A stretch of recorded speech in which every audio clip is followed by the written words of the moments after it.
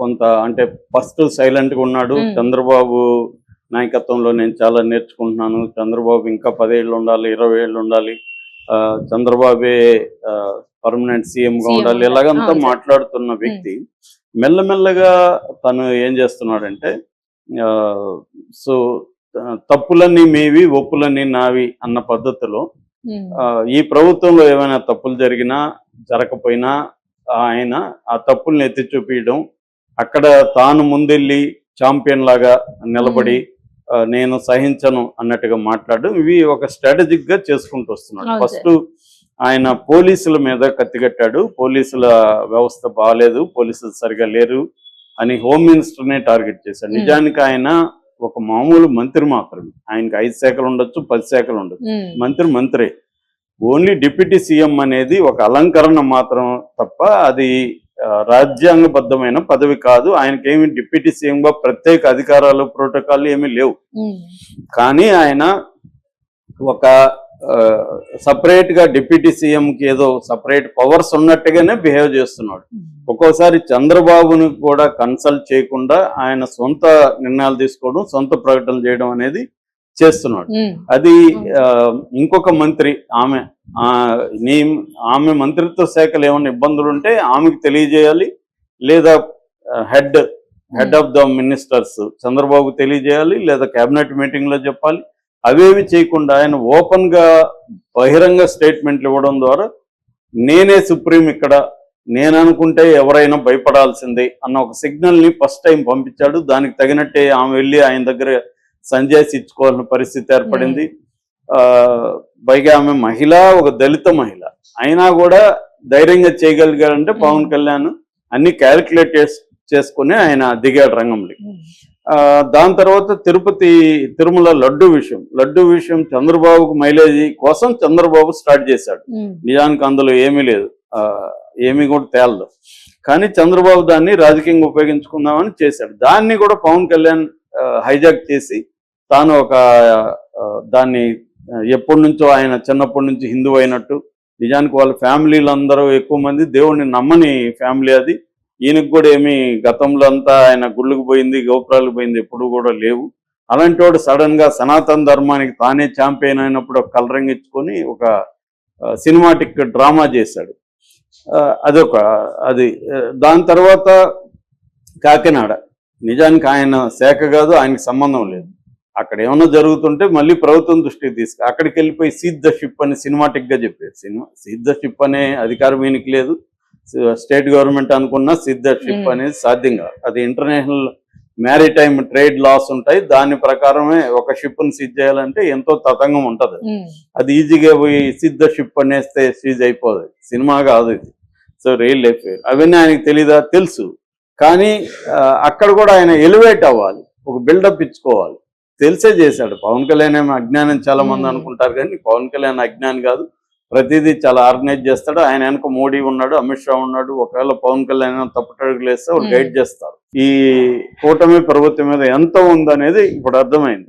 అయితే పవన్ కళ్యాణ్ ఒకడే ఉన్నాడా, దీని వెనక బీజేపీ లేదా? ఖచ్చితంగా బీజేపీనే నడిపిస్తుంది. అందుకని లేకపోతే చంద్రబాబు పవన్ కి భయపడ్డు, చంద్రబాబు బీజేపీకి భయపడే పరిస్థితి క్లియర్ గా కనిపిస్తుంది. చంద్రబాబు కాదు, జగన్ అయినా. అందుకనే ఆమె ఎవరు షర్మిల చెప్పినట్టుగా బీజేపీ అంటే బాబు, జగన్, పవన్ అనేది. ఎందుకంటే వీళ్ళు ముగ్గురు బీజేపీకి బానిసల్లాగా, లేకపోతే బీజేపీ చెప్పినట్టుగా వినేవాళ్లే ముగ్గురు కూడా.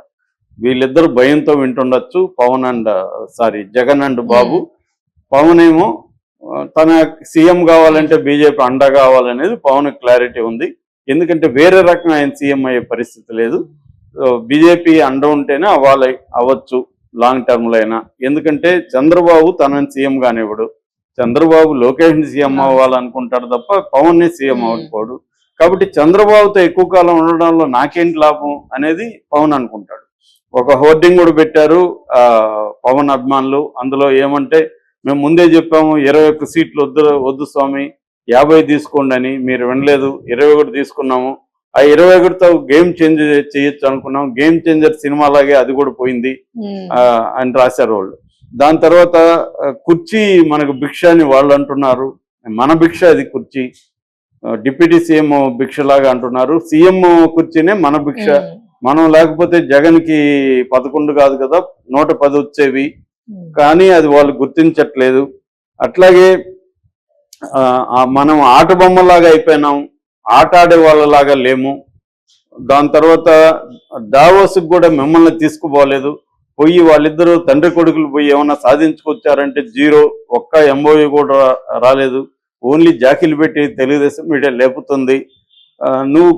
బొమ్మ కూడా వేశారు. ఆ బొమ్మలో పవన్ కళ్యాణ్ కుర్చీ కేసు చూస్తున్నాడు ఇలాగా, అంటే సీఎం పోస్ట్ నువ్వు అలా చూస్తా ఉంటే మాకు తరుక్కుపోతుంది ఇలాగ రాశారు. మరి నిజంగా పవన్ కళ్యాణ్ అమ్మాయిని రాశారా లేకపోతే వైసీపీ వాళ్ళు ఇలాగ డ్రామా చేశారో తెలియదు, కానీ అది విపరీతంగా సర్క్యులేట్ అవుతుంది ఈ పోస్ట్, ఈ ఫ్లెక్సీ అనమాట, ఈ హోర్డింగ్.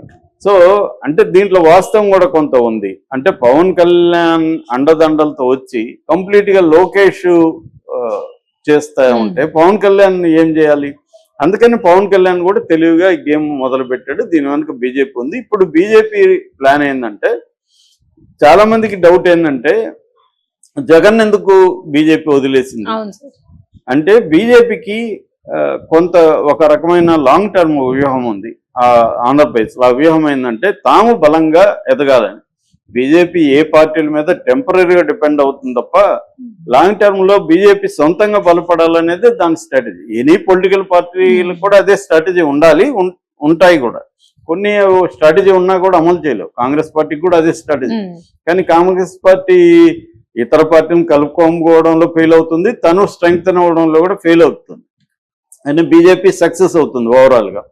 సో అందుకని ఆంధ్రప్రదేశ్లో ఏంటంటే బీజేపీకి కమ్మ కాపు కాంబినేషన్ ని సెట్ చేసుకొని, కమ్మ ఎవరంటే చంద్రబాబుతో ఉన్న కమ్మాస్లో కొంతమందిని చేల్చడం, ఎన్టీఆర్ వెనకుండే కమ్మాస్ని పెద్ద ఎన్టీఆర్ చేయడం. అందుకని ఎన్టీఆర్ ఫ్యామిలీ నుంచి పురంధేశ్వరం తీసుకొచ్చారు.